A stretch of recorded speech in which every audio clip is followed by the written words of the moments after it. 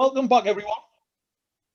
Welcome back, everyone, to one of the panels that I've been most looking forward to today, having get my own paper out the way with earlier on, which is a bit of a relief. So this is video nostalgia and analog aesthetics. And the first paper that we have today is actually a video essay. So I will introduce the speaker or the person that has obviously recorded the video, who will also give a short introduction. And then the video link will be posted in the chat. We all have the opportunity to watch this. I believe it's already in the chat via Vimeo. And then we'll come back for the other papers in the panel. I think what I'm going to do is I'm going to follow Craig's model that he established earlier. And if anyone has any questions, we'll obviously wait till the end when everyone's finished their papers. If you posted in the chat that you want to ask a question, then I can kind of have it in a bit of a chronological order with who wants to ask what, or if you want to put it in the chat or you want to come on camera, anything like that, because I do tend to miss things if things are flagged around on the screen, so I don't want to kind of annoy anyone by not responding to their question. So I'll start introducing Martin. So Martin is a current PhD student at Liverpool John Moores University, with research focusing on the found footage film, particularly cultural differences and influences of urban legends and digital folklore. Martin's other research interests include the role of nostalgia in cinematic practices and video games and folklore. And I believe Martin wants to introduce his video before we all have the opportunity to watch it. So over to you, Martin. Thank you very much, Tom. I'll keep it very brief, just to give a bit of contextualization how I came across Puppet Combo games. I think, like a lot of people, it was through stumbling across playthroughs on YouTube, funnily enough. And what really kind of grabbed me was this weird aesthetic joining of different temporalities, which doesn't make sense, but opens up a lot of interesting avenues to interpret the function, well, how these games can potentially function. Hopefully that's something I've elaborated on enough in the video essay, but I'm not going to say much more. Obviously, if anybody's got any questions at the end, we can all discuss stuff, but I hope you enjoy it and hope it plays okay. Thank you, Martin. So the link is now in the chat, so everyone has the opportunity to watch it, and then we'll reconvene when it's finished. I think it's roughly around 16 minutes long, and then I'll introduce the next speaker and we'll proceed as usual. Okay, everyone, so hopefully you've all had the opportunity to watch what I think everyone will agree was a very fascinating video about a really fascinating topic that was new to me, but certainly give me a lot to think about based on some of the research I've done in the past. So I might have a few questions for Martin towards the end of the panel, if no one has anything to ask. So next, we have Jamie Terrell, who is a research associate at Lancaster University, who is currently working on the AHRC-funded Cinema Memory and Digital Archive project. His PhD was completed in 2019 and explored the social history of cinema going in rural Wales. And Jamie's current research interests include cinema memory, rural and small nation histories, and skateboard visual culture. So I don't know if I mentioned this earlier, but what I'll do for the papers where people are presenting is I'll give a 10-minute warning in the chat direct to the speaker, followed by a 5-minute warning, then the final 2-minute warning when you're kind of wrapping up. So please make sure that you look out for that. So Jamie, I guess when you're ready, over to you. Cheers, Tom. Right, well, hopefully my screen is sharing the PowerPoint presentation. So to jump right in, recently I found myself revisiting the interests of my youth a bit as I hurtle towards 30, listening to pop punk classics, revisiting old skateboard games, and rediscovering some of my old favourite skate videos via YouTube. And I think it's fair to say that for me, this is most definitely nostalgia. Yet I noticed when watching more recent skate videos that often they look the same as those from the 90s and noughties that I'd grown up watching. And I don't just mean in terms of fashion, the music, or skate terminologies, but visually, many were shot in a 4:3 aspect ratio with standard definition cameras. Digging a bit further, I found that the Sony VX1000, and that's on screen now, a mid-90s prosumer tape camcorder, was seen by many skaters as the holy grail of skateboard filmmaking devices. Of course, many modern skate videos are produced on digital equipment, Yet it's striking how many professionals and amateurs, many of whom grew up in a digital age, gravitate towards the VX1000 and other tape cameras. I also began to realise that a lot of skateboard paratechs contain hallmarks of the VX1000 and tape aesthetics, even if they are produced digitally. So this paper, prompted by the question of an intersection between genre and nostalgia, asks if the use of tape cameras within skateboard videography can be considered symptomatic of an extension of what Ellen Calduro has identified as a trend of nostalgia and resurgence for old formats, as well as a digital skeuomorphism of analog media. Or if the tape medium and its particular visual aesthetics are important elements of construction within the skateboard film genre and the complexities of what is considered authentic within the subculture. So I'd like to unpack digital skeuomorphism a little bit, but I think many of us will be familiar with examples. Calduro argues that there's been a recent trend in reviving old media formats that has led to a complex intertwining between analog and digital, as we seek not only to use them, but also emulate them. And I think the video we just watched sort of portrays that quite well. Everyday examples of this, though, ones we come across in daily life, are the sounds of a mechanical shutter on a phone camera, or the representation of a brush instead of a cursor when using a painting application. She argues that more recently, this is a very overt and purposeful nostalgia. Apps like Instagram offer the user the chance to mimic the style of Polaroid film by applying a filter to a digital photograph, for example.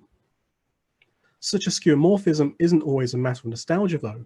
One example you may be familiar with is the frequency at which undergrad students will add black bars to a 16:9 video to simulate the very filmic effects of a 235:1 anamorphic lens. And it's hard to see this as purely nostalgia. In reformatting a video's aspect ratio, these students are attempting to simulate a more cinematic convention or aesthetic. So I argue that the 90s and early noughties tape cameras, such as the VX1000, have specific aesthetic qualities, have seen its use maintained by some skate filmmakers. Equally, these aesthetics have been incorporated in a skeuomorphized way to digital media.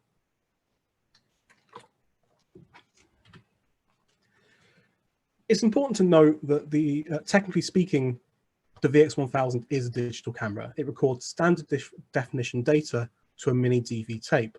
However, most skate filmmakers of the period would have been using analog processes in editing and distributing their films via VHS. And whilst the VX1000 did have FireWire for connecting to a computer, this almost certainly wasn't an option for the majority of the skaters at the time. Equally, most amateur skaters wouldn't have had been able to afford a mini DV camera in the 90s. So purely analog solutions such as VHS-C or Hi8 cameras were more affordable for your average amateur skateboarder. And it was during the 90s that both amateur and professional skate filming proliferated, despite the first half of the decade having seen a very steep decline from skateboarding's high popularity in the 1980s.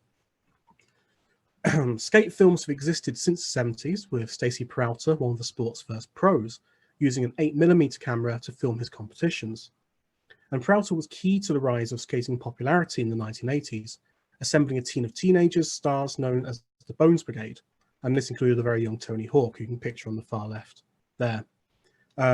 Whilst competitions competed in purpose-built parks were the main draw for audiences in that period, Peralta continued to make films, now starring the Bones Brigade. His initial films with the team were similar to what we see now in modern skateboarding films, with skaters doing various tricks to a soundtrack, though at the time these were very static in their use of tripods. This format was deviated from quite massively in 1987's The Search for Animal Chin, which quite infamously incorporated a plot and some very cheesy acting to tie the skating sections together. Peralta's films were shot on 16mm, sometimes 35mm film. They were very high contrast, very colourful, very expensive to make, so one might say very 1980s. As that decade drew to a close, the skateboarding industry rapidly died, with its major brands such as Powell Peralta and stars such as closing, and stars such as Tony Hawk having to find day jobs, which for him, quite fittingly, was as a video editor. With skateboarding in the US back to being somewhat underground at the start of the 90s, the skate style and visual culture of the 80s was pretty much abandoned. 80s skating had a veneer of the middle class about it, and was very much centered around California, skate parks, and corporations. Now, the rise of grunge and hip-hop music saw skaters swapping tight shorts and tank tops for baggy jeans and music t-shirts. A new anti-establishment attitude emerged, and eastern US cities such as New York and Philadelphia witnessed the rise of what we now call street skating. With a lack of purpose-built parks, skaters improvised everyday items such as handrails, embankments, and even the occasional rooftop. The improved affordability of home and prosumer cameras saw amateurs and professionals and even skateboard companies produce low-budget skate films that they could distribute easily via VHS. So what are the aesthetics of tape cameras, and specifically the VX1000? And one key element is the use of a fisheye lens on a 4:3 aspect ratio, and you can see the outline of the fisheye lens and its warping of the image in these GIFs on screen. Colin Reed, a contemporary skate filmmaker who champions the use of the VX1000, notes the particular values of combining a 4:3 fisheye, 4:3 sensor with a fisheye. He explains that skateboarding is vertical. Human beings, we stand vertical. He argues that with a 4:3 fisheye, we can get much closer than you can with a 16:9, as there's too much dead space with 16:9. He also says that with the 4:3, there's a sense of speed. The background zooms past you and you feel the speed. With 16:9, the background just slopes away and it robs the footage of the sense of speed and the improvisational feel of skateboarding. What Reed doesn't mention here is portability. These cameras were very light, and the VX1000 had a handle on top, allowing the filmer to skate alongside the skater to get those vital close tracking shots. Perhaps Reed's most famous film demonstrates this well, including the use of two cameras at once, as you'll see on the right here, and melding of mini DV footage with modern editing software and digital rotoscoping techniques to create an almost avant-garde piece, as you'll see on the left. In a number of interviews, Reed has been asked if he plans to switch to HD, and it's worth noting that his non-skateboard filmography does mostly use modern cameras, but invariably he shows a preference for the VX1000 for skating, stating recently, "Personally, I'm not against the switch to HD, but nothing else has come along yet that I like as much as the VX1000. Reed also suggests that a move away from tape cameras caused a lack of consistency within skateboard footage, and something I found jarring in the recent Pal Peralta video. As Reed notes, skate films often have, and have had for a long time, different contributors in their runtime, who used to mostly use the VX1000, but now footage quite frequently drops and swaps between resolution, quality of image, and even sound quality, and he calls this uneven and inconsistent. Indeed, sound is a key aspect of the VX1000, with its microphone being held in high regard for its quality, to the point that a company called Wooden Camera has produced a $300 standalone mic called the VX mic that can be used with modern cameras. And skate filmmaker Ty Evans has noted how crisp the VX1000 microphone was, and particularly how well it picks up the pop sound a skateboard makes when it leaves the ground. Moving back to visuals, the VX1000's aesthetic isn't just limited to the fisheye lens and carry handle. As a prosumer camera, it contains a range of manual options, including shutter speed, which is very important for creating smooth and very non-cinematic sense of motion, manual focus, and of course white balance. As David Buckingham notes in his study of skateboarding youth culture, the VX is seen as a holy grail amongst amateur and professional skaters, and it's partly due, he argues, to the good quality of the colour from the camera. On forums, it's common to see VX1000 fans argue that the camera has a slightly warmer white balance than its competitors or successors. And of course, this can be manually manipulated via its settings. Ryan Beagle Ewing, team videographer for Baker Skateboards and notable advocate for the VX, describes the ideal image as being crispy. In a popular YouTube video, Beagle demonstrates how to achieve his crispy look, which includes modifying your white balance to achieve a golden ground whilst retaining a blue sky. In fact, I found the other day an iPhone app that adds a filter to your video and says that it can get those crispy colors, just like Beagle, by playing with the white balance settings, and it costs $1. The use of tape-based cameras led the market until the early to mid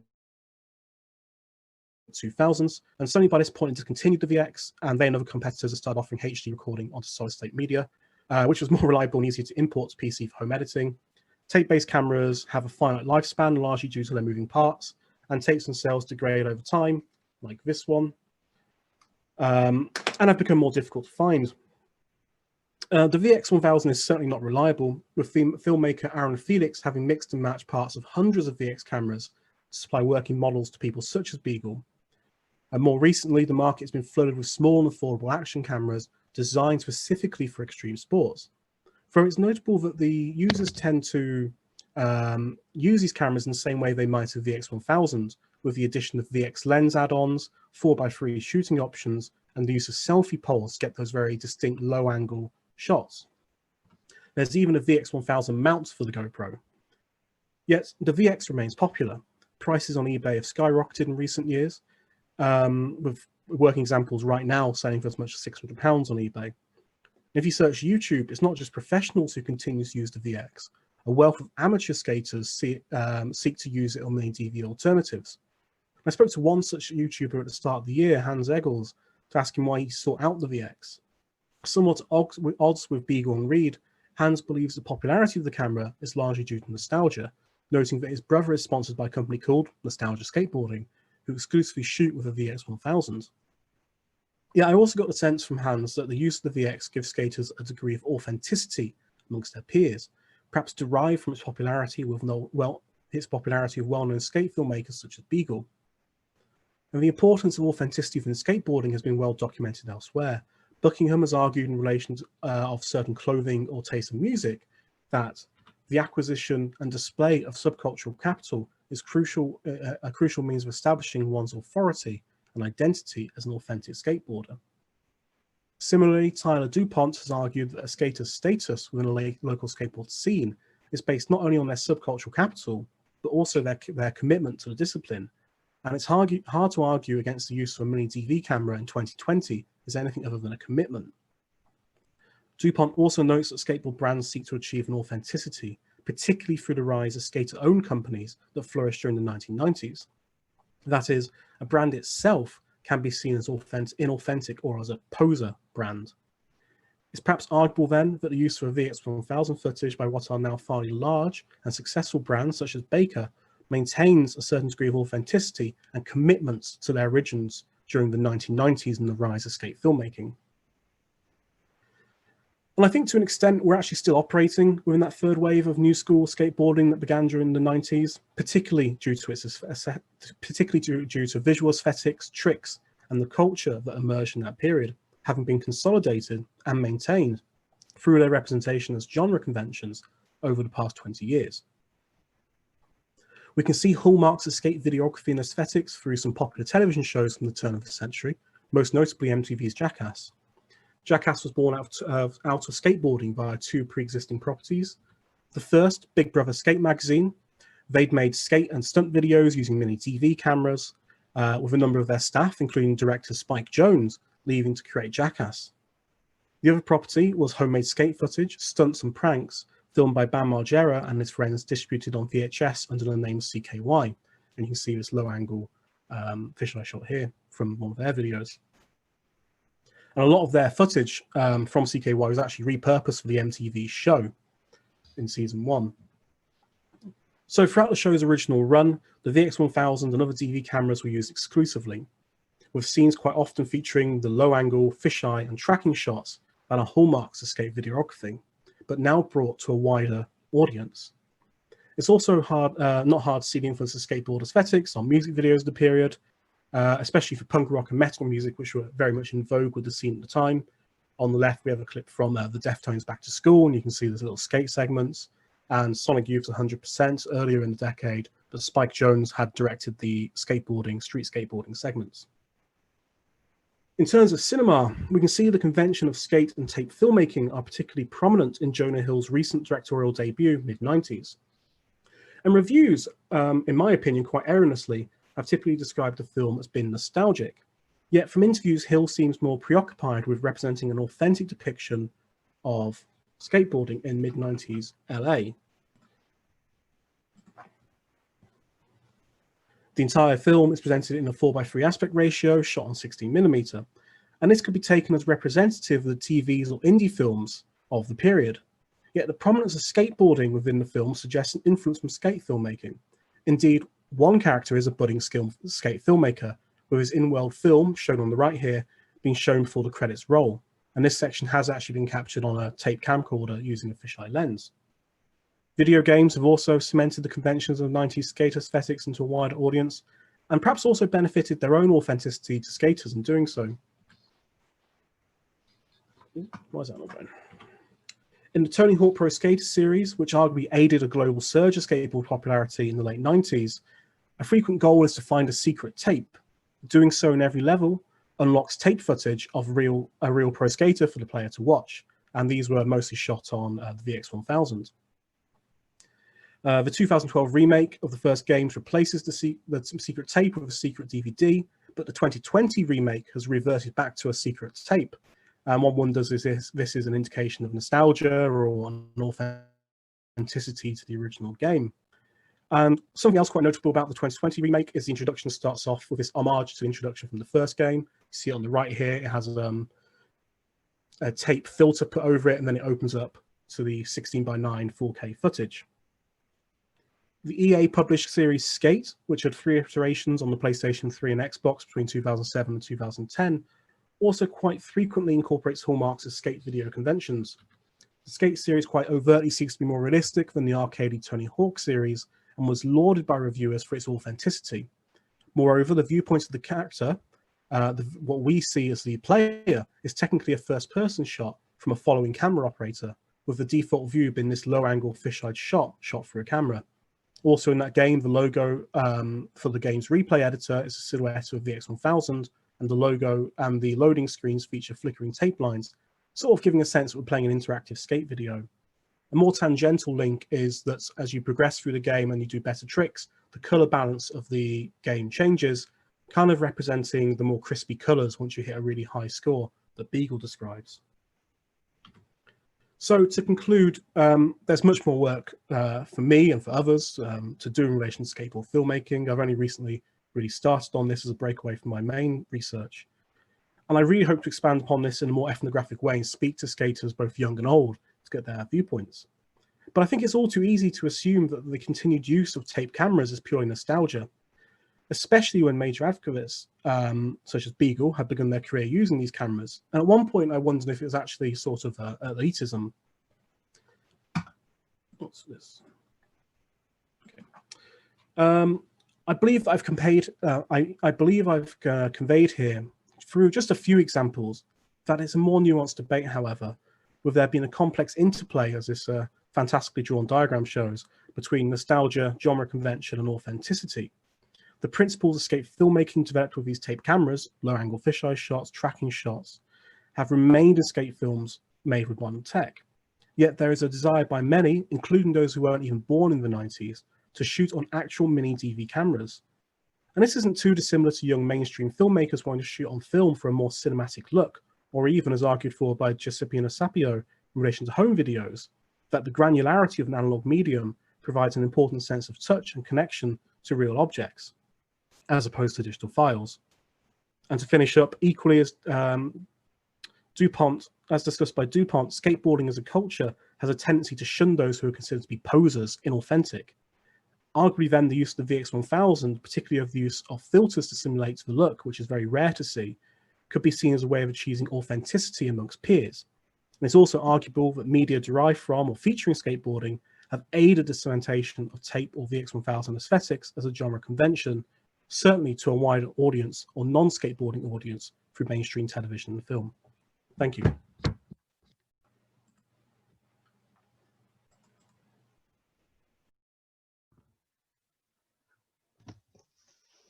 Okay, Jamie, thank you very much, and obviously sticking to time there, which is always appreciated. So just bear with me, I'm just going to get my notes back up so I can introduce people properly without making things up as I threatened to do earlier. So the final paper of the panel is presented by two good friends of mine. So it's a obviously co-presented panel, so I'm just going to introduce the respective speakers. So firstly, we have Laura Mee, who is a senior lecturer in film and television at the University of Hertfordshire, UK, where she also leads the media research group in the School of Creative Arts. She is co-convener of the BAFT's Horror Studies SIG, and her research focuses on horror cinema, adaptation, and seriality. She is the author of Reanimated, the contemporary American horror film remake, which is forthcoming from Edinburgh University Press, and also the Devil's Advocates volume on The Shining. Her co-presenter is Dr. Shellie McMurdo, who is currently a visiting lecturer at the University of Hertfordshire and the University of Roehampton. She recently completed her PhD research, which will be published as Blood on the Lens, North American Found Footage Horror Cinema and Cultural Trauma, which sounds like an excellent title for a book, which is forthcoming from Edinburgh University Press. She is also the author of another Devil's Advocate volume on Pet Sematary, which will be great as well. She has also published on American Horror Story and serial killer fandoms, post-peak torture horror, and has a forthcoming chapter on Blumhouse Productions. Shellie is also a co-convener of the Bath's Horror Studies Special Interest Group, and her research interests are contemporary American horror cinema, dead media, and cultural trauma. So I will now leave it up to you to tell us all about glitch and video aesthetics and so forth. Thanks so much, Tom. Is this coming through okay? Can everybody see? Yes. Good. Okay. Okay, so thanks very much. This is the first, it's a very early step in what Shellie and I are hoping will be a much larger research project, exploring the reappropriation of analog media formats within the contemporary horror genre. And we're focusing on VHS today, obviously, because of the panel that we're on, but at a later point, we're hoping to cover other mediums like older film formats and vinyl and so on. While the dead in dead media evokes themes of death and haunting at the heart of the genre, the title of our paper also owes much to Bruce Sterling's Dead Media Project, which was an archive of obsolete technologies initiated in the 1990s as digital formats began to take off. And we're particularly interested in the ways that seemingly outdated analog forms like video have been re-embraced by horror filmmakers and horror fans. And this analog obsession with VHS manifests within the genre in a few different ways. So firstly, there's a continued culture of video collecting. Horror and video have long been intertwined from a cultural perspective. In the UK, for example, the video nasties furore of the 1980s provided a list of banned or controversial titles, which ultimately functioned as a collector's dream. And although it was a niche hobby, rare tapes can still trade for very large sums. The contemporary obsession with 1980s retro aesthetic extends to video, and new ventures have capitalised on this connection between horror collecting and VHS aesthetic by releasing beautifully rendered video editions of recent horror films contained in clamshell boxes with lurid 1980s-esque cover art, like these collaborations here between Broke Horror Fan and Wittertainment. There's also been a wider trend towards both a 1980s retro style in recent horror, which we see in films such as Summer of '84 or House of the Devil, and video aesthetics within films themselves. Most notably, older technology has been granted a privileged status within the found footage subgenre, where images are degraded through the use of glitch, static, and tracking effects to emulate home video. Alexandra Heller-Nicholas argues that this aesthetic contributes to mystique and cultural capital, and Caitlin Benson-Allett further recognises an illicit quality of VHS aesthetics, noting that they leave a viewer with the impression that a film was unethically obtained, that we're not supposed to be watching these images. Furthermore, contemporary horrors also engage with the idea of VHS as a haunted or a cursed medium, a supernatural conduit or a metaphysical connection between spirit and human worlds. This is most obvious in something like the Ring franchise, which features a supernatural videotape that curses anyone who watches it unless they copy and share it. Ring and other films like it subvert the assumption that media technologies are benign, that they are here to benefit, help, or entertain us, according to Alexandra Heller-Nicholas. Some horror films and other horror media texts, though, have managed to combine these three aspects of video, engaging with the cult of VHS collecting, drawing on video aesthetics, and dealing with video as an actual object of horror. And by way of introduction to our case studies today, we'd like to show you a trailer. Shelley's just posted the link within the chat rather than me screen sharing. So if you'd just like to watch that trailer, it's like 50 seconds. So I'll give everybody a minute or so.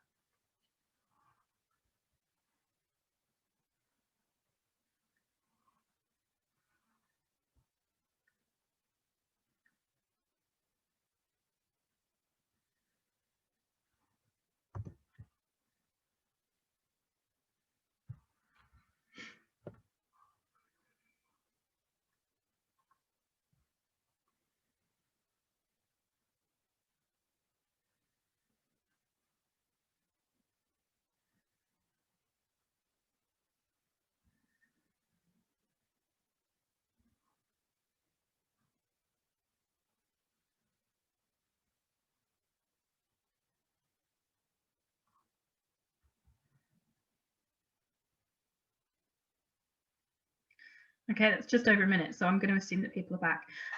So Beyond the Gates there, or Horror Jumanji as we like to call it, a 2016 film about estranged brothers Gordon and John who return to their hometown after the disappearance of their father to pack up his old video store.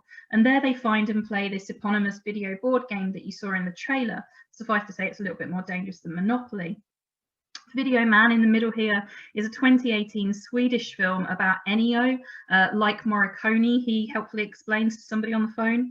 Ennio was formerly considered the best video retailer in the country, and he's now an alcoholic plagued with debts, sleeping on a camp bed in a basement with just thousands of VHS tapes for company. And he becomes paranoid that somebody's out to get his newly acquired and highly valuable VHS copy of Zombie. And Video Palace is a fictional investigative podcast, and I think we're really honoured today to have one of the creators here with us, so no pressure at all. So yeah, Video Palace's star Mark Cambria researches an elusive collector's item, the fabled white tapes connected to the Video Palace, a store famous among collectors. Mark discovers that the tapes, of course, act as a demonic conduit. On its home platform, Shudder, a horror streaming service, the podcast is accompanied by a video loop of a man testing, cleaning, and stacking rows of white tapes. Now, these three texts are contemporaneously set. They're not period pieces. They're not interested in recreating an era. Instead, they engage nostalgically with video as an artifact of the past and play with contemporary retro styles and genre conventions. So Beyond the Gates feels a bit like an 80s horror adventure film like Monster Squad, but with the gore of 80s splatter. Video Man's a contemporary social drama, but with allusions to the Italian gialli of Fulci, Argento and Bava. But all three feature visual and oral signifiers of video, for example, glitches or static. All three feature a synth or electro score. These are digital creations which further connote an analog era through their associations with 1970s and 1980s horror soundtracks. There's also a near fetishization of the videotape itself in each of these texts. While each of the narratives is in some way concerned with video collecting and video collections, scenes like these center on VHS as a treasured object in and of itself. Tapes are cleaned and categorized, inserts are pressed, cases shelved, handled with care. The function of the tapes in the three texts varies, but each one acts as a conduit in its own way. In Beyond the Gates and Video Palace, this is very literal. Entities exist within the object, waiting to be played to engage with the human world. In Video Man, this is much more nuanced. Ennio has nightmares about his past and paranoid ideas about a mysterious Giallo-esque stalker named Faceless. His visions and delusions are brief, but are tied to video as object. Faceless first calls him as he handwinds a tape, and in his nightmares he appears to be captured on video, as you can see there. Now, the tapes are associated with key themes of memory, nostalgia, aging and loss. Gordon and John's dad is lost. Clearing his store provokes memories of him and their childhood. Ennio has lost his once revered status and reminisces about the 1980s with his new girlfriend Simone. Their memories fade just as tape degrades and decays. Each of the texts laments the decline and inevitable death of the medium of video itself. And this gradual loss is emphasised throughout the narrative in a clash between new and old, digital and analogue. But of course, the two are intrinsically, inescapably linked within these texts. Glitch, static and other signs of degradation are largely digitally created. And furthermore, we're watching or listening on digital formats. Digital and analogue blend here then as much as they juxtapose. The characters often demonstrate disdain for digital technology, which is presented as an inconvenience or a blight. Ennio refers to the digital plague and chastises Simone for her obsession with Instagram, and they can't watch the DVDs he takes to her house because they're in the wrong region. His collector friend Bosa wears a t-shirt proudly declaring analog, not digital. In Beyond the Gates, Gordon says his dad didn't have faith in the DVD revolution. And in Video Palace, Mark is plagued with technical issues, at one point stating, "So much for the convenience of digital." So all three of these narratives focus primarily on collector characters. In Video Man and Video Palace, the protagonists are the collectors, while in Beyond the Gates, it's Gordon and John's absent father, Bob, that takes that role. So collecting and collections are integral aspects of these characters' identities. from the recounting of Bob's fruitless attempt to keep his video store relevant and subsequent spiral into alcoholism, to Ennio's sense of self-worth being entangled with artifacts from a past decade and his own self-description as a relic.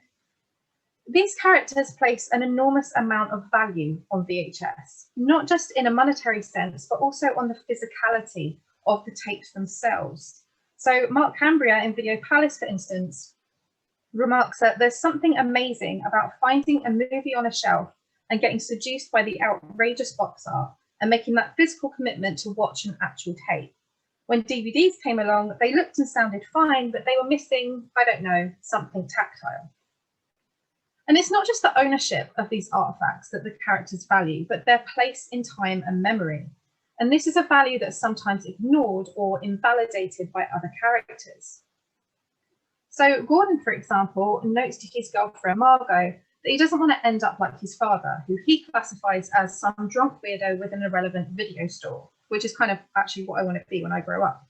And within the Beyond the Gates, Gordon is positioned as the narratoric opposite to John, who instead is reluctant to close down his father's video shop or get rid of the enormous VHS collection housed within it. In several scenes of the film, John lingers over the shelves of VHS tapes, flagging up different films in an attempt to prompt childhood memories from Gordon, who, in contrast, wishes to just box up the shop and move on with his life. John's alignment with his father, who was unwilling to embrace modernity or the digital age, is then exemplified in a scene where the two brothers meet, presumably for the first time in years. And Gordon remarks that John is still wearing the same attire he wore when he was 12. So these collector characters are concerned then with preservation, protection, nostalgia, and memory, which places them in sharp contrast to others in these narratives that view VHS as a useless artifact from a past decade. Most clearly in Video Man and Beyond the Gates, these characters' preoccupation with collecting is framed as being representative of lives that are stuck in the past. And this is a barrier between the collectors and others, which feeds into ideas of non-normative obsessional behaviour or a reluctance to move forward. And this is embodied, for instance, in a comment made by Faceless to Ennio in Video Man, when she spits, "I hate you fucking guys, obsessing over old shit. What, you can't connect with people, so you try dead things instead?" But despite the collector's behaviour being connected to their difficulty downfall, collector behaviour is also simultaneously framed as a subject of status, integrity, and as a source of pride for these men. And note, these characters tend to be always men. For Ennio, for example, chides a junk seller for charging only 10 krona for an ex-rental fat box of House of Psychotic Women, knowing that it should be at least 200.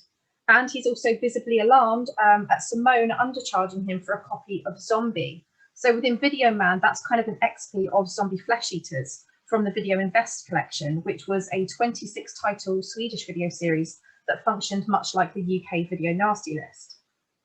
And collectors in these narratives also take on the role of protector or keeper of the flame, with Mark Cambria noting at one point, VHS only lasted about 20 years. So there are all these underground trash classics that will never be released digitally, and they'd be lost forever if it wasn't for people like me searching them out and collecting them.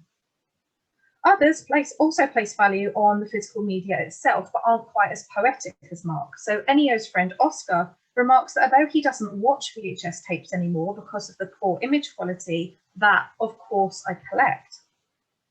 Ennio, meanwhile, views his basement video collection as something of a time machine to which some people would pay a lot for a visit, while another collector adds that this is a fucking museum, this is cultural heritage.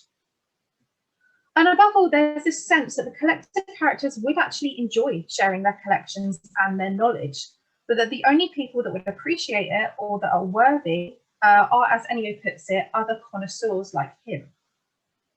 And the connoisseurs that they're referring to really are coded as the audience that would watch these films. There's a lot of love and respect in this text for their collector characters, the subcultural capital that they hold, and their level of knowledge and expertise. In ways, therefore, the collector character functions as a connection between the filmmakers and the audience. And these films are in, these texts even are in a complex communication with the horror fandom that their characters are positioned as being part of. Among the knowing nods and references, for example, are debates over Fulci versus Argento, and a heated conversation over hardcore inserts and whether Rosalba Neri had an appendix removal scar or not. Mark in Video Palace laments being a type copy of Tales from the Quad Dead Zone on eBay, and the title of Beyond the Gate stands as a reference to Fulci's biography, as well as featuring 80s horror icon Barbara Crampton in the antagonist role and using Eddie Brandt's Saturday Matinee VHS store as a set. These films contain a level of intertextuality that functions as another level of pleasures who are familiar with giallo, video nasties, and the splatter flicks of the 1980s. So these films not only act as love letters to decades past, but they actively engage with the new retro trend in contemporary horror. So actors such as Chase Williamson and Justin Welborn recurrently feature in these texts. And retro horror director David Bruckner appears in a cameo in the final scene of Beyond the Gates, asking the mysterious owner of a curio shop, "Do you have anything from the 80s?" The silent man in Shudder's video accompanying Video Palace is also Sam Zimmerman, who is the platform's curator.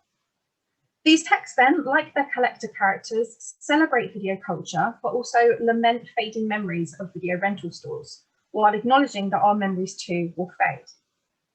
And we want to close today by fittingly talking about endings and the endings of these texts and the closure that they offer characters. So in Beyond the Gates, although they mourn their father, John and Gordon are able to repair their sibling relationship, and Gordon happily returns to his life with Margot, safe in the knowledge that John has moved on and laid the past to rest. Meanwhile, in Video Man, a compromise is reached. So Ennio and Simone agree to build a new life together, one that straddles the past of giallo and Italian disco, but also one that has a firm footing in the present day. And then, in the bleakest ending of a podcast ever, I cried, Mark's girlfriend Tamra retraces his steps and realises that he never made it out of the basement of the mysterious Video Palace and is now literally trapped inside of white tape, a relic of the past. So although these texts are similar in their nostalgia for 1980s horror, video collecting, and VHS aesthetic, their disparate endings offer very different conclusions about the future of that nostalgia and the future of video itself. Thank you. Thank you. Excellent. Sorry, that was a very kind of enthusiastic excellent. I'm just amazed Not at how complaining, kind Tom. of close to time we actually are, which is great. So yeah, so I mean, I think there was 3 really interesting papers there, and there's kind of, I guess, themes and ideas which kind of link them all quite neatly together. So I think this is a very well programmed panel, I think. So if anyone has any questions that they would like to ask, I don't know if you want to kind of send a message in the chat to say that you have got a question to ask our panelists, or you can try to raise your hands. If I can kind of see what's going on in the screen in front of me, by all means do so. Did Jamie and Martin want to come back as well? Oh yeah, it's Jamie. Martin. Oh, yeah.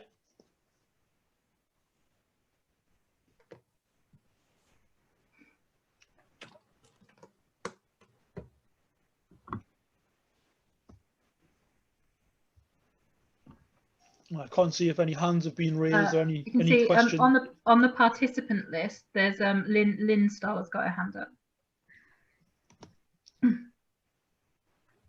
Hi, yes, thank you so much. I really enjoyed this whole panel, and my question is for the last paper. Several years back, I saw someone give a really fascinating talk on how horror films set in the present now, as a matter of course, have to explain away cell phones. Either the phone has to break, or they're out of reception, or just some other tiny bit of plot to account for it. And so I'm wondering if you see any sort of relationship between this constant need in horror to be contending with new technologies and the sort of nostalgia for old technologies that you identified in your paper.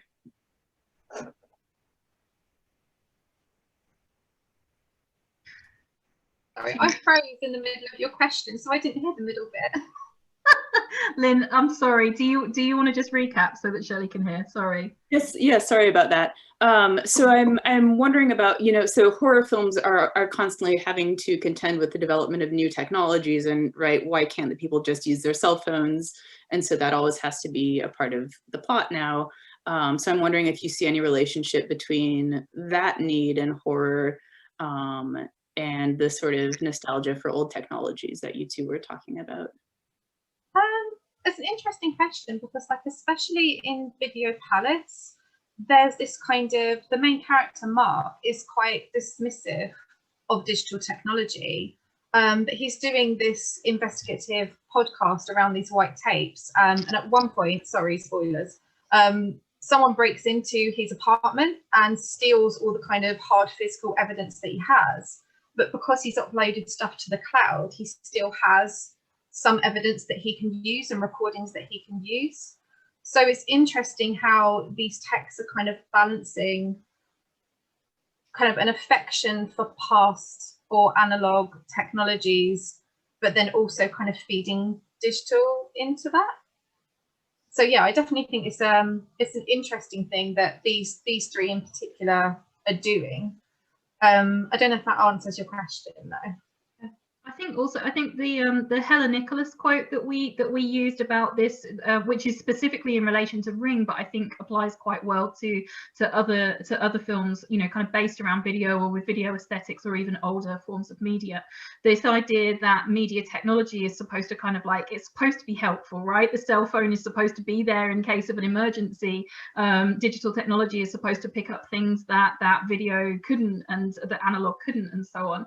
And it kind of, horror has a tendency to kind of subvert that, and actually, when you need your cell phone in the middle of the woods, that's when you're not going to get a signal, and when you need to be recording something, that's when your camera's going to die or what have you. So yeah, I think definitely. I don't know whether that's kind of from a narrative kind of plot driven perspective in order to kind of explain away some of the inconveniences, but I think that Video Palace is a particularly good example of something that engages with that quite well, because there's this juxtaposition, like Shellie says, of engaging with kind of an analog media format, but using digital technologies in order to create the thing that you're using to comment on those analog formats. So yeah, it's a really interesting clash, I think, between the two, between old and new. I have a question. Go for it. Yeah, hi, it's Mike from University of Hertfordshire. Hi. That was a great panel. I really loved it. First of all, absolutely fantastic. And I don't know if this is a bit of a wild card, but as a maker of work and somebody who helps artists make work, I have probably probably more like 10 times in the past 3 or 4 years, helped artists to transfer highly complex digital files from things like After Effects and Premiere through a complicated system onto VHS and onto mini DV, and then back from mini DV and VHS onto digital, not for the nostalgia of it, but for the aesthetic of the way it looks. And with Jamie's piece about skate footage, one of them was definitely to do that, to make the look of the skate footage, but not out of nostalgia, but because of the texture of it. So what I'm wondering here is also about whether or not it's like painting. I mentioned in the thing, whether in the chat, whether or not it's actually something that's not going to go away, like vinyl, where the aesthetic of the thing itself is the thing that's sought after and not for its nostalgic purposes. Do you know what I mean?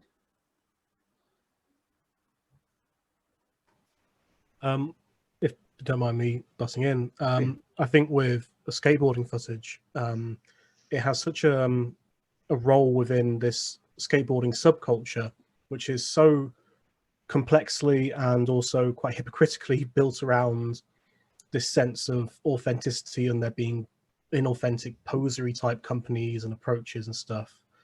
And you can have a discussion with these guys and they'll sort of kind of contradict themselves as they go along. They're sat there in their Vans hoodie or whatever and complaining about big companies ruining skateboarding, etc. And they rely on sponsorship as well. But with the tape aesthetic, and obviously because when even if you take a beautiful transfer of a mini DV as a digital file to your computer via Firewire, whatever, it's still standard def. It still has that granularity I mentioned. And I think given the aesthetic roots of this 90s skateboarding, which is very much based around being authentic and being underground, even if you're still a mainstream professional skateboarder making lots and lots of money from your sponsorships, the DV footage itself and that sort of roughness and that the way it over accentuates the especially in places like California, over accentuates the gold colors of sunset and tarmac and then the blue of the sky, really sort of sells perhaps a falsehood of low budgetness and down to earth, we're still one of you sort of aesthetic vibes, which if anything are very created by amateur skaters who pick up on that. I don't know if that answers your question at all. Yeah, I think so. Yeah, and I'm also not entirely sure if I have a question or if I'm more just thinking about this kind of like, will this kind of technique survive beyond the nostalgia and become an aesthetic on its own? I think it will for skateboarding for as long as these tapes hold up, which probably isn't going to be all that much longer. I have rooms full of them if you would like some.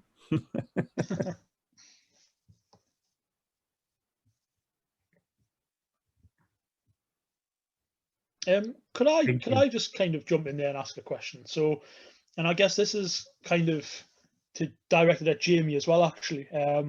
And when you were kind of giving your paper, I was obviously thinking about Jonah Hill's mid-90s and the kind of the aesthetics of the skate video. But as someone who kind of grew up playing various versions of Tony Hawk's and kind of watching Jeff Rowley's skate videos quite religiously as a result of that. What I was kind of wondering is, and I know you mentioned you're quite kind of early on in your research, and this is something peripheral to what you've been doing at the moment, whether or not there's any kind of sense that there's a crossover or a subcultural crossover between music scenes, and I'm thinking kind of like punk and hardcore, which are very much or can be very much kind of linked to skateboard culture, and whether these types of aesthetics are maybe entering, DIY music spaces and those kinds of things as a kind of way to, I don't know, kind of make this aesthetic venture into somewhere else.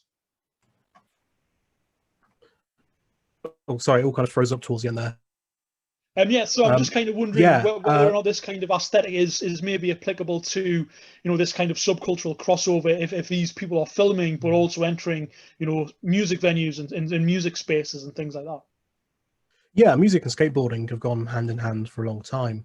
The 80s, perhaps on the mainstream skateboarding side, less so. If you watch a lot of those Pal Peralta videos from the time, the music was almost music. It was cookie cutter, probably to avoid paying licenses, to be honest. Sort of thing.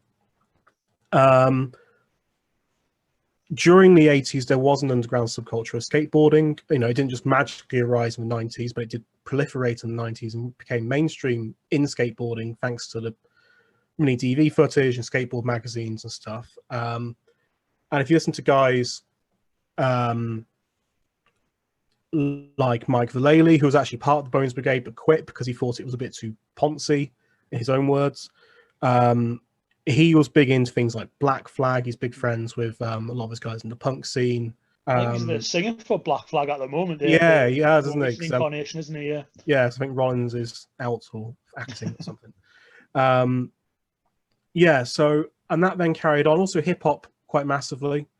There's a tendency I find within some scholarship that sort of briefly mentions skateboarding to suggest it's a very middle class white thing, which may or may not be true in Britain. I don't know, because I've sort of been focused on America really, but certainly in the 90s is not true for the US as far as I can make out. Certainly within amateur skateboarding and filming and stuff, and that link between the hip hop culture and skateboarding in eastern cities is definitely there. And again, I think it's sort of that, if we talk about punk aesthetic, maybe that ties into the use of tape, as it sort of maintains that rawness, possibly. It's kind of like the DIY approach sort of thing, isn't it? I guess kind of what's at hand and things like that. Yeah, it's great.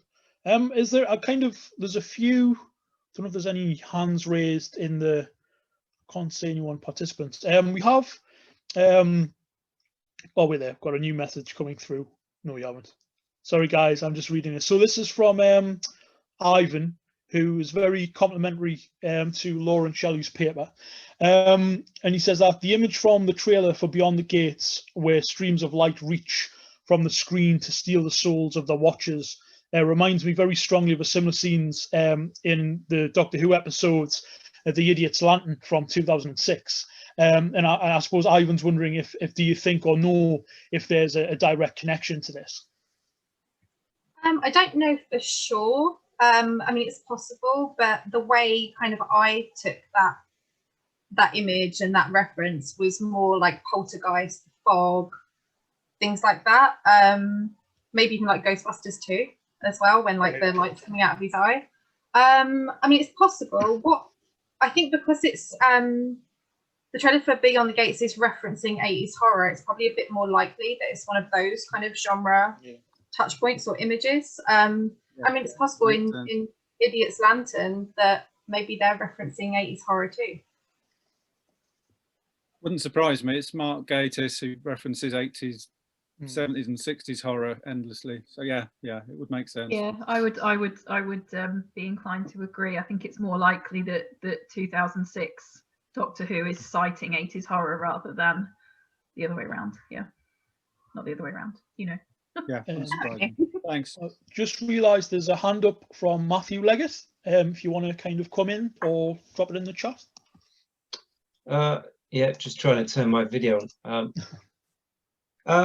Thanks, that was great papers. I really enjoyed particularly the last paper. I think the just looking at the visuals was exciting for me. I was just thinking about Fisher and thinking about what he says about vinyl.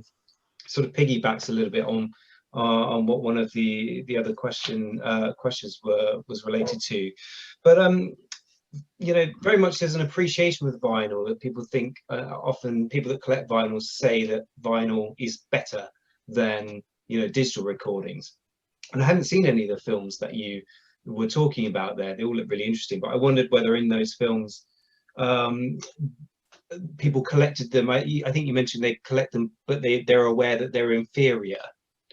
Is that the case across all of them, or do any of these sort of characters or figures actually believe the technology to be superior in any way? Because I know that Fisher sort of, I always like this image from Fisher. He talks about the crackle that they put into digital recordings to mimic the sound of vinyl, and there's something about vinyl, even if the sound quality might not be perfect. You know, is there a sense where they're playing around with the fallibility of kind of VHS or anything like that? I think there's kind of like an underlining of how VHS is a more, for want of a better word, like authentic technology. Like there's something, I think there's a bit in Video Man where Ennio talks about, you know, you have to watch it on VHS. It's more kind of, there's less messing around with it. Like there's less like digital, well, there isn't any digital wizardry to do with it. So it's more like more of an authentic medium. There's an interesting, because this is going to be a project that me and Laura are going to be working on in future, probably for a couple of years. There's a really interesting Shudder exclusive series called Dead Wax that actually does it with vinyl. So that might be interesting for you. Yeah, definitely. I think I agree. I think it's very much about a kind of there's an argument of authenticity, particularly among fans, collectors, and kind of, you know, cult audiences, which I think links like quite nicely to what Kate was talking about in her keynote, where she was you know, quoting some of those audience members at Dirt in the Gate who were saying, you know, sure, I could watch the new 4K restoration at home, and it would look and sound amazing, but it's not equivalent to watching it on this older format, you know, with these group of like-minded people. So there is, particularly within the text that we're talking about, where there is that element of kind of collectorship and community. So it's a kind of I guess almost like a kind of subcultural connection as well, whereby people are kind of connected through that appreciation for the medium. So yeah, rather than the idea that they're perhaps somehow superior, there's definitely an idea that they are somehow more authentic. Yeah. So they're kind of connoisseurs, yeah, but sure. of a medium that's inferior. It's kind of interesting. Yeah. Thanks. Thank you. Okay, so I realise we're kind of on 5 now, which I realise is the time when the next panel is due to start. So I guess we can kind of wrap up there. I know there's other residual comments in the chat, and obviously those are things maybe people can pick up later on. But obviously thanks again to our very great, interesting speakers, and obviously conference organisers, co-organisers here as well, for their excellent work as well. And I guess that's on to the next panel. Cool. Thanks everyone. Thank you.